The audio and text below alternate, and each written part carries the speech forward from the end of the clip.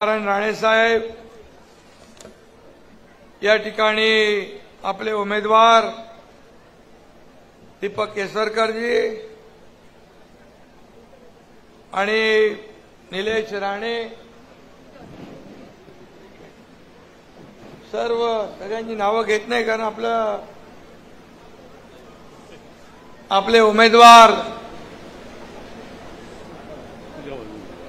कुडाळ मालवणचे निलेश राणेजी व्यासपीठावरील सर्व महायुतीचे सन्माननीय पदाधिकारी आणि उपस्थित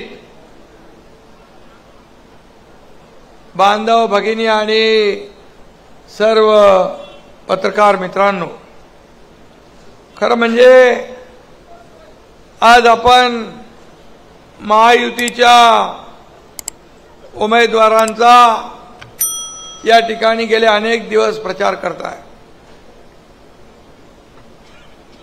आणि मी पाहतोय की संपूर्ण राज्यभरामध्ये मी सगळीकडे सभा घेतोय. आपल्या लाडक्या दीपक केसरकर यांच्या हातात पुन्हा धनुष्यबाण आलाय. धनुष्यबाणासकट त्यांची विजयाची हॅट्रिक झाल्याशिवाय राहणार नाही अशा प्रकारचा शब्द मी या ठिकाणी म्हणजे खात्री चौथ्यांदा म्हणजे चौकार मारणार. हॅट्रिक झाली आता चौकार.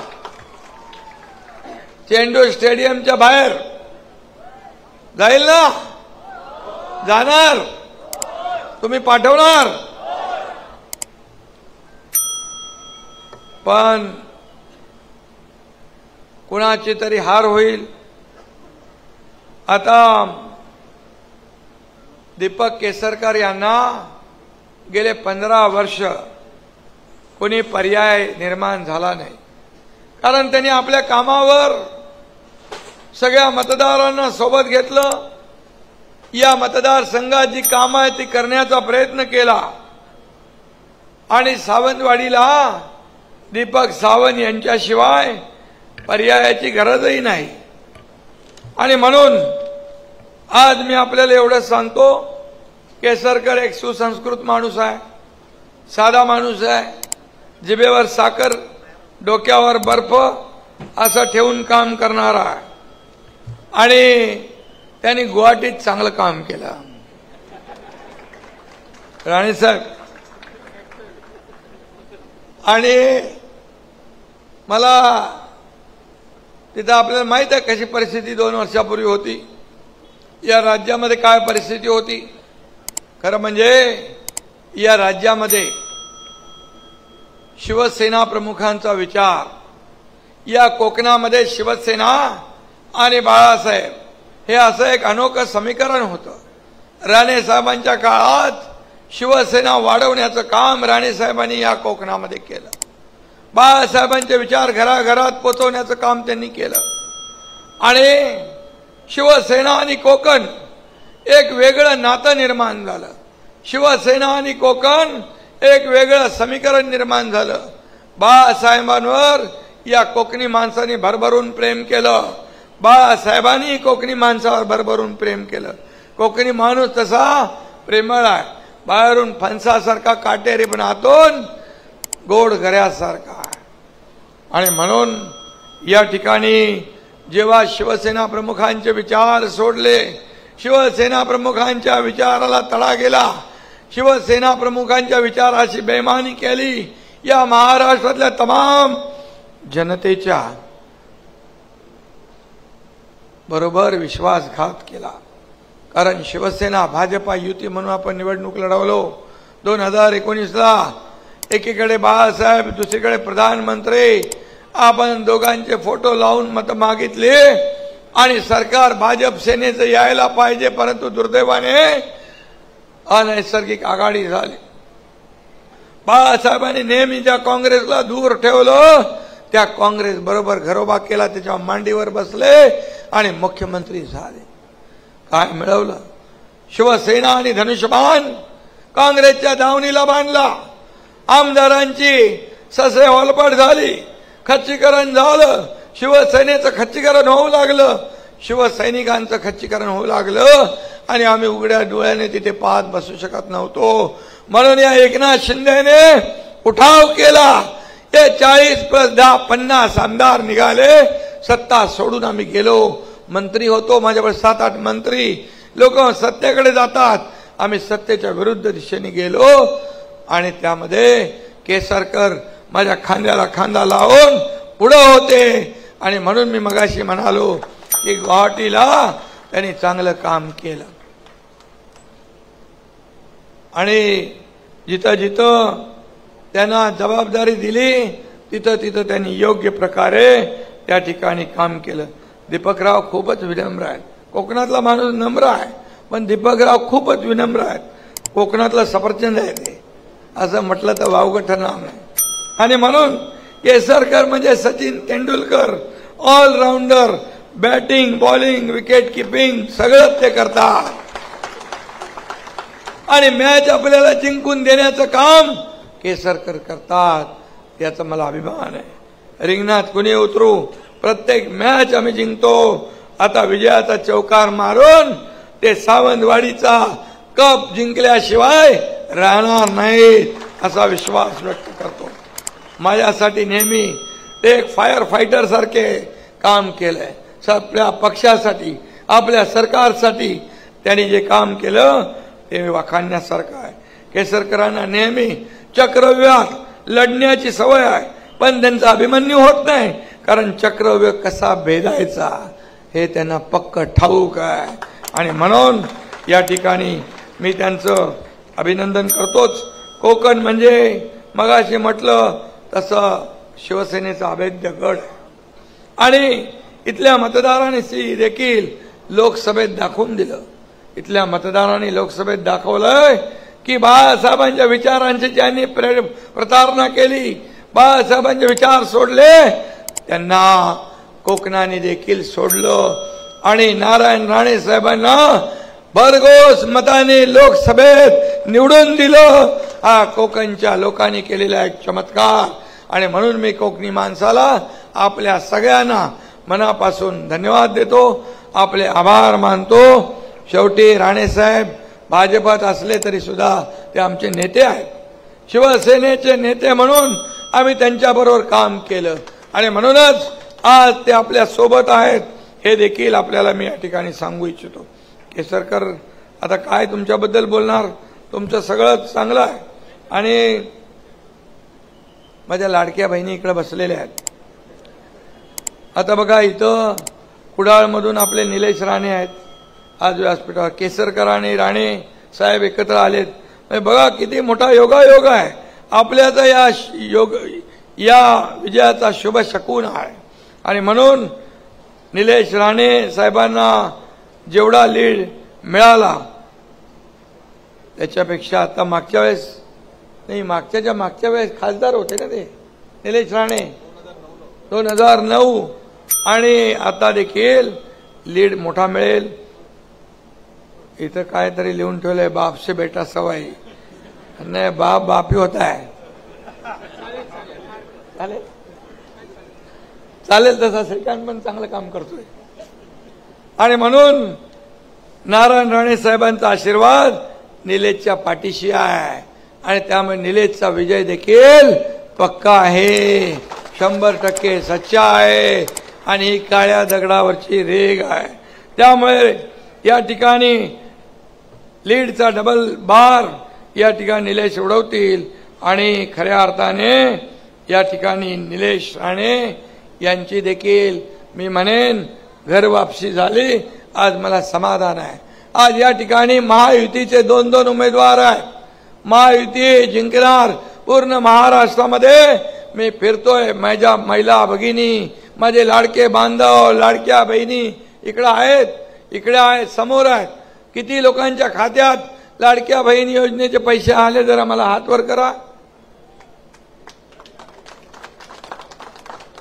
बघा, हात भरपूर वरती आले. आता ज्यांचे खात्यात पैसे आले नाही, जे वंचित राहिले, ते देखील सरकार आल्यावर त्यांच्या खात्यात पैसे जाणार म्हणजे जाणार. मी आपल्याला एवढंच सांगतो, लाडकी बहीण योजना आम्ही सुरू केली, विरोधकांच्या पोटात दुखायला लागलं, त्यांना मळमळ झाली आणि म्हणायला लागले तो चुनावी जुमला आहे, हे खोटं घोषणा आहे, पैसे काय येणार नाहीत, फक्त हे निवडणुकीप्रती घोषणा आहे. जसे तुमच्या खात्यात 2 हप्ते आले, लगे विरोधक म्हणाले लवकर लवकर काढून घ्या, लवकर लवकर काढून घ्या, नाही तर सरकार काढून घेईल. अरे हे सरकार देणार आहे, हे सरकार देणार आहे, घेणार नाही. ही देना बँक आहे, लेना बँक नाही. पूर्वीच्या सरकारमध्ये लेना बँका बसल्या होत्या. माझं काय, माझं काय, अरे माझं काय पेक्षा जनतेचं काय ते विचारा. सर्वसामान्य माणसाला काय मिळतंय, त्याच्या जीवनामध्ये काय बदल होतोय ते बघा, स्वतःच काय बघता. आणि म्हणून हे सरकार हप्ते घेणार नाही, हप्ते घेऊन जेलमध्ये जाणार सरकार हे तुम्ही पाहिलंय. आणि हे हप्ते भरणार, माझ्या लाडक्या बहिणींच्या खात्यात हप्ते भरणार सरकार आहे. 5 हप्ते आम्ही तुमच्या खात्यात भरले. नोव्हेंबरमध्ये आचारसंहिता बाऊ करून मांजर आडवी येतील, सावत्र भाऊ तुमचे कपटी भाऊ आडवे येतील म्हणून आम्ही ऑक्टोबरमध्येच नोव्हेंबरचे पण पैसे देऊन टाकले. आणि तुम्हाला सांगतो की आता 20 तारखेला मतदान झाल्यानंतर ताबडतोब डिसेंबरचे पैसे पण तुमच्या खात्यात जमा झाल्याशिवाय राहणार नाही. हा शब्द आहे आमचा, कारण आम्ही जो शब्द देतो तो पाळतो. कारण बाळासाहेबांनी आम्हाला शिकवलंय, दिघे साहेबांनी शिकवलंय की शब्द देताना 100 वेळा विचार करा. एकदा शब्द दिला की मागे फिरायचं नाही. आणि म्हणून मुख्यमंत्री माझी लाडकी बहीण योजना आम्ही जी चालू केली, ती आम्ही योजना ही बंद करण्यासाठी नाही, निवडणुकीपुरती नाही. मी म्हणालो होतो जशी तुम्ही ताकद वाढवाल, जसा तुम्ही आशीर्वाद द्याल, तशी तुमची योजना वाढेल. आणि आम्ही ते करून दाखवलं. आता महायुतीचा आम्ही हा वचननामा केलाय.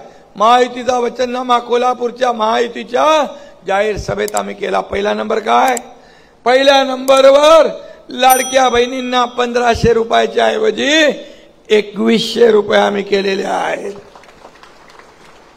आणि लाडक्या बहिणींना सुरक्षित ठेवण्यासाठी महिला दला पोलीस दलात 25,000 पोलीस महिलांची भरती करण्याचा आम्ही निर्णय घेतला. शेतकऱ्यांना कर्ज माफ करण्याचा निर्णय घेतला. सन्मान शेतकरी सन्मान योजना 12,000 जी होती 6,000, प्रधानमंत्री 6,000, राज्य सरकार 12,000चे आम्ही आता 15,000 रुपये करतोय. 15,000 प्रत्येकाला अन्न आणि निवारा. या राज्यात कोणी उपाशी झोपता कामा नये. रोटी कपडा मकान देण्याचा निर्णय आपण घेतलाय. त्याचबरोबर वृद्धांना ज्येष्ठांना पेन्शन योजना 1500ची 2100 रुपये करण्याचा निर्णय आपण घेतलाय. त्याचबरोबर जीवनावश्यक वस्तूंचे भाव 1995 ते 99 2000 पर्यंत स्थिर होते. मला वाटतं शेवटच्या काळात राणेसाहेब पण मुख्यमंत्री होते, बाळासाहेबांनी स्थिर ठेवले. ते पण आम्ही तसे स्थिर ठेवण्याचा निर्णय घेतला. 25 लाख बेरोजगारांना रोजगार देणारा निर्णय आम्ही घेतला. त्यातलं मी केसरकरांचं अभिनंदन यासाठी करतो, त्यांनी 4 लाख लोकांना जर्मनीमध्ये नोकऱ्या देण्याचं कॉन्ट्रॅक्ट पण सही केलेलं आहे. आपले 4 लाख लोक आणि टोटल 25 लाख लोकांना आपण नोकऱ्या, 10 लाख लोकांना प्रशिक्षण भत्ता 10,000 रुपये देण्याचा निर्णय आपण घेतला. 45,000 गावात शेतीवरचे पाणंद रस्ते देण्याचा निर्णय घेतला. अंगणवाडी आशा सेविकांना 15,000 रुपये महिन्याला देण्याचा निर्णय आपण घेतला आहे. आणि त्याचबरोबर आपण लाईट बिल वापरता सगळेजण, ते शेतकऱ्यांना जे आपण दिले 7.5 HP पंपाची शेती करणारे त्यांचं वीज बिल माफ केलंय. आणि घरगुती वीज वापरणाऱ्या माझ्या माता भगिनींना बांधवांना येणाऱ्या बिलात 30% सवलत देण्याचा पण निर्णय आपण घेतलेला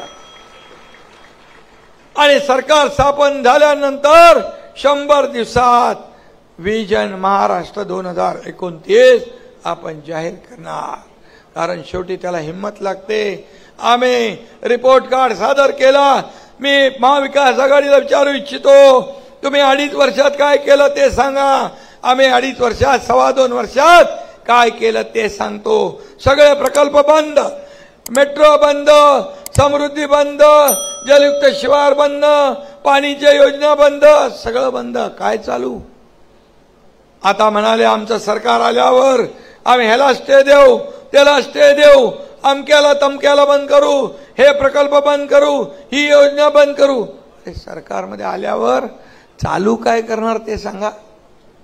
सरकार चालू करतं योजना, असलेल्या बंद करत नाही. आणि म्हणून तुमच्या योजनेला देखील ते म्हणाले आम्ही याची चौकशी लावू, इन्क्वायरी लावू, यामध्ये जे दोषी आहेत त्यांना जेलमध्ये टाकू. काल म्हणाले 10 दिवस थांबा, एकनाथ शिंदेला जेलमध्ये टाकतो. कोणाला धमक्या देत आहे? अरे एकनाथ शिंदे हा आंदोलन करून मोठा झालाय, संघर्षातून मोठा पुढे आलाय, जेल भोगून पुढे आलाय. तुमच्या अशा पोकळ धमक्यांना घाबरत नाही. तुम्ही मला हलक्यामध्ये घेऊ नका. हलक्यामध्ये घेतलं म्हणून तुमचा टांगा पलटी करून टाकला, सरकार बदललं आणि माझ्या सर्वसामान्य लोकांच्या मनातलं सरकार आम्ही आणलं. आणि जर सरकार आलं नसतं तर मला सांगा या एवढ्या योजना आपण सुरू केल्या असत्या? शेतकऱ्यांना 12,000 देऊ शकलो असतो, 1 रुपयात पीक विमा देऊ शकलो असतो, महिलांची लाडकी बहीण योजना चालू केली असते, लाडका भाऊ योजना चालू केली असते, मुलींना उच्च शिक्षण मोफत देण्याचा निर्णय आपण घेतला.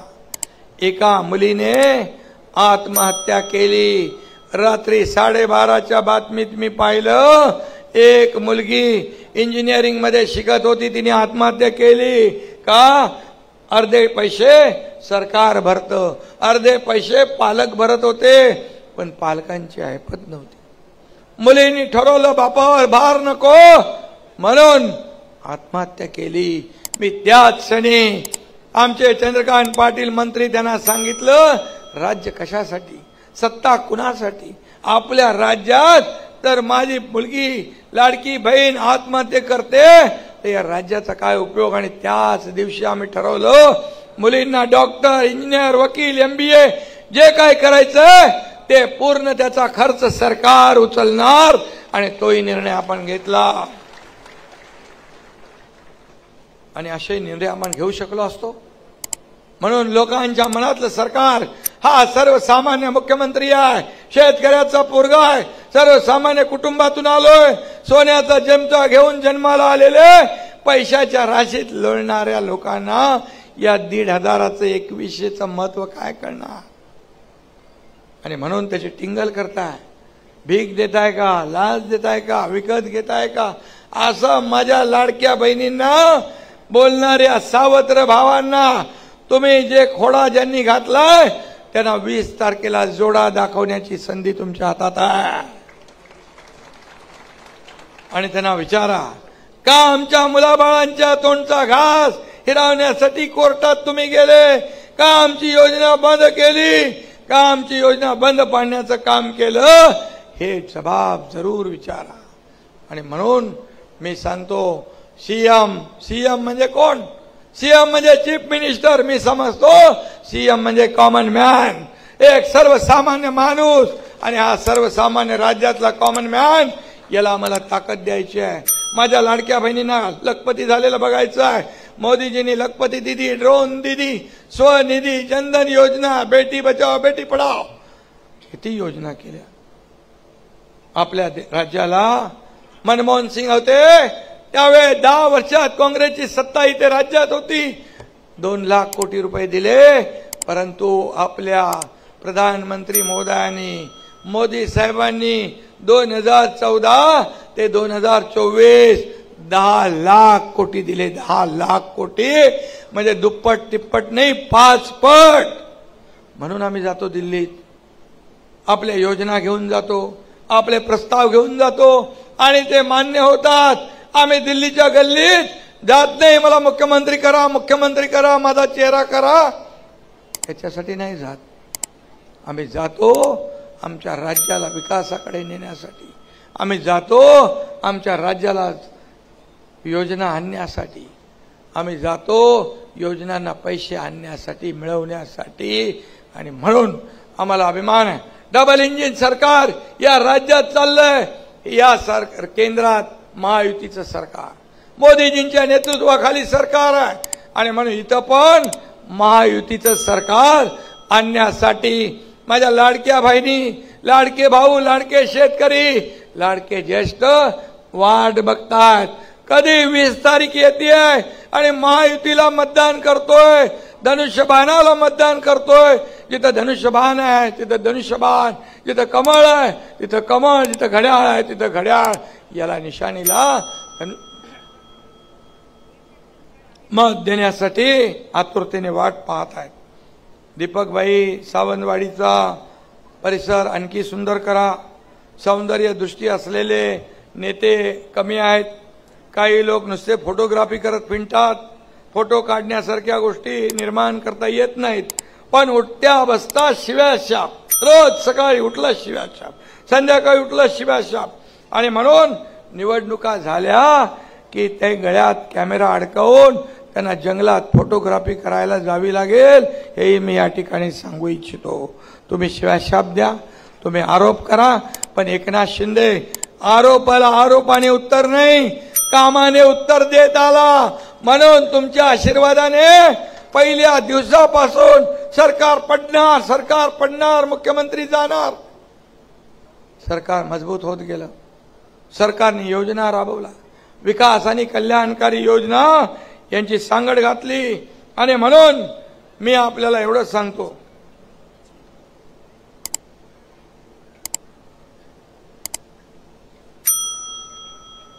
केसरकर एक अभ्यासू लोकप्रतिनिधी आहे.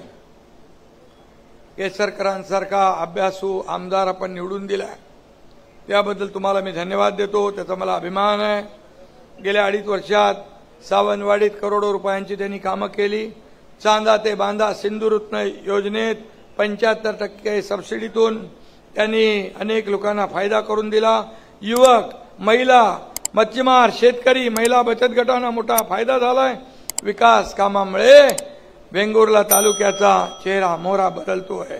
नवाबागच्या समुद्रात ब्रेक वॉटर बंधारा बांधला. आता मच्छीमारांच्या होड्या गाळ्यात अडकत नाहीत. अनेक कामं केली, त्यांनी सांगितली असतील. परंतु मी आपल्याला एवढंच सांगतो की आता मात्र या रेवस रेड्डी आपण करतोय, कोकण एक्सप्रेसला गती देतोय, या ठिकाणी पर्यटनाला चालना देतोय. आपण समृद्धी हायवे, मुंबई पुणे एक्सप्रेस सारखा Mumbai Sindhudurg access control super express रस्ता बांधतोय. या ठिकाणी 4-5 तासात मुंबईतला माणूस 4 तासात इथं आला पाहिजे सिंधुदुर्गा, असा रस्ता आपण करतोय. आणि त्याचबरोबर या कोकणातला जो बॅकलॉग आहे तो भरून काढण्यासाठी कोकण विकास प्राधिकरण आपण तयार केलंय.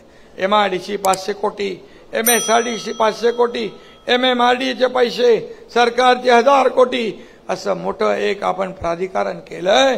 त्याच्यामधून समुद्राकडे वाहून जाणारं पाणी ते भागाभागामध्ये आपल्याला अडवून छोटे मोठे बंधारे असतील, जे का असेल ते करून या कोकणामध्ये बारमाही शेती, बागायती शेती या ठिकाणी झाली पाहिजे. ही देखील भूमिका सरकारची आहे. इथला माणूस मुंबई, ठाण्यात, पुण्यात नोकरीला त्याला जायला लागू नये, अशा प्रकारचा विचार आपला आहे. आणि म्हणून हे कोकण समृद्ध आणि नैसर्गिक निसर्गाने नटलेला आहे. आणि म्हणून पर्यटनाला एवढी चालना इथं आहे. ही पर्यटनाला चालना देण्याचं काम या ठिकाणी होईल. आणि म्हणून या ठिकाणी नितेश आणि आपले केसरकर हे तिकडे 3 आहेत नाही आपले. मला वाटतं राणे साहेबांशी मी एकदा बोलत होतो, तर कोकणामध्ये लोकसभेमध्ये उबाटाला एकही जागा मिळाली नाही. पूर्ण कोकण साफ झालं. ठाण्यापासून इथे सिंधुदुर्गापर्यंत, तिथे संभाजीनगरचा गड कोसळला, कारण बाळासाहेबांचे तुम्ही विचार सोडले. ही बाळासाहेबांवर प्रेम करणारी जनता या विधानसभेत देखील कोकणातले सर्वच्या सर्व आमदार महायुतीचे निवडून दिल्याशिवाय राहणार नाही, हा विश्वास मी या ठिकाणी व्यक्त करतो. कारण आता सर्व ताकद आपली एकत्र आली आहे. एकजुटीचं बळ आपल्याला या निवडणुकीत पाहायला मिळेल. कारण शेवटी विकासाचा अजेंडा घेऊन आपण पुढे जातोय. आपली निवडणूक विकासाच्या अजेंड्यावर आहे. पाऊस आला बघा, पावसाने पण आशीर्वाद दिलाय. म्हणजे दीपक केसरकर यांचा विजय पक्का, निलेश राणे यांचा विजय पक्का. धन्यवाद. जय हिंद, जय महाराष्ट्र. आणखी विशेष करून धन्यवाद.